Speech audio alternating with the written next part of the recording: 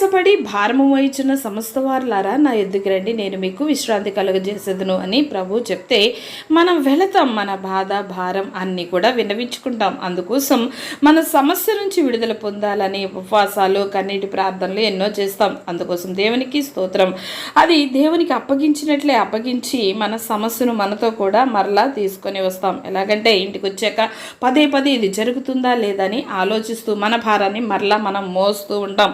ఒక 50 కేజీల రాయి మనం మోస్తూ ఉన్నప్పుడు ఎంతో భారంగా అనిపిస్తూ ఉంటుంది. అది దించేసినప్పుడు చాలా తేలిగ్గా ఉంటుంది. ఆ భారం ఎత్తుకోవాలని మరలా అనిపించదు. అలాగే నీవు ఎప్పుడైతే నీ సమస్యను నీవు మరలా మోస్తావో నీ హృదయం భారంతో నెమ్మది లేకుండా ఉంటుంది.